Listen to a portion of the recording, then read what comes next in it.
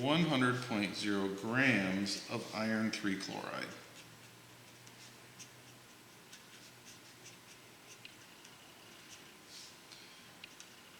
Which reacts with 50.0 grams of hydrogen sulfide.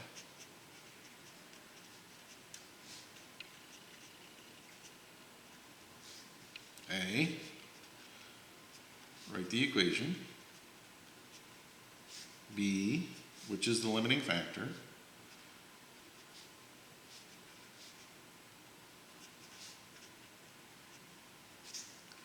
And C, calculate the theoretical yield. My God, having trouble here. Theoretical yield of each product. All right, so we have to start by writing the equation. Okay, so iron 3 chloride. So this tells me that iron is plus 3. So we got Fe plus 3. Chloride is Cl minus 1. This comes over here, this comes over here. And one of my products is one of my reactants is FeCl3. Hydrogen sulfide. Okay, so this is H, which is plus 1.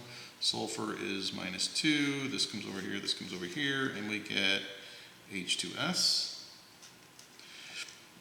We're going to assume that the oxidation number of iron stays the same. This is going to be double replacement. So we're going to have Fe plus 3 crisscrossing with S minus 2.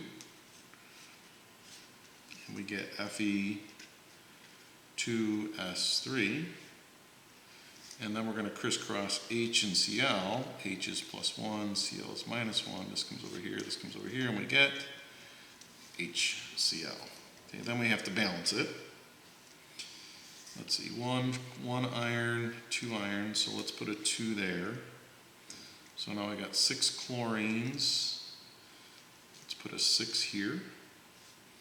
And let's see, I have 2 here, I have 6 here, so let's put a 3 here. And that gives me 3 sulfurs and 3 sulfurs. So there's my balanced equation. Now, I know that I have 100.0 grams of FeCl3, and I have 50.0 grams of the hydrogen sulfide. Okay, so I need to figure out my limiting factor. Well, again, it's going to be a chart problem. Okay, so this is grams, grams, and these are all going to be in grams. So I actually might as well figure out my total mass for all of these. And I already did it for us. Okay, so the total mass of this guy would be 324.4 grams. The total mass of this one is 102.24 grams. Total mass of this is 207.88 grams. And this one is 218.76 grams. Now, while I'm sitting here, while we're doing this, I just want to point something out to you.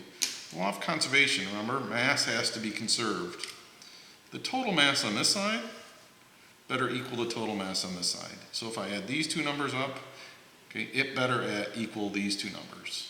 And in this case it does. All right, that's just a quick check you could do. All right, now, first thing I want to figure out is my limiting factor. And I'm going to just choose again. I'm going to say, hey, look at how much H2S do I need to react with 100 grams of FeCl3? Right, so I'm going to say, hey, how much of the H2S, this is my FeCl3, okay, how much do I need to react with 100.0 grams? This is 324.4 grams. This is 102.24 grams. When I crisscross, I need 31.52 grams of H2S. All right, well, let's compare to what I have. I have 50.0 grams of H2S. So I have plenty. I have way more than that. So this is telling me, okay, that's telling me that FeCl3 is the limiting factor. We're going to run out of the 100 grams of FeCl3 before we run out of the 50 grams of H2S. So that means this is the one that we use to calculate our theoretical yields.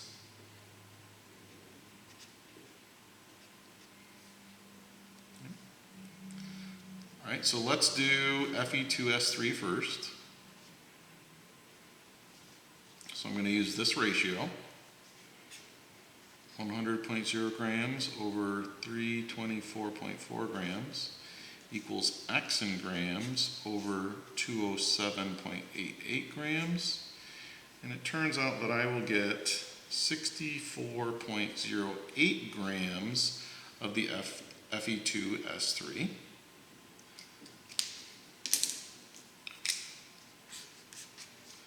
And now let's do the HCl. I use the same ratio.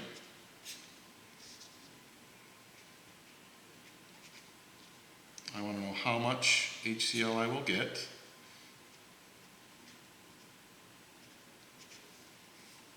And when I cross multiply that, I get 67.44 grams of the HCl. So those are my theoretical yields. That's what I should get when I put all this together. Okay? So we calculate our equation, we figured out our limiting factor, and we calculated our theoretical yields. Okay. All right, so you're going to be doing this a bunch of times, all right? I know we've done a lot of math lately, but you got to practice this stuff. All right, so make sure you're practicing going through, and if you have questions, let me know. All right, have an excellent afternoon.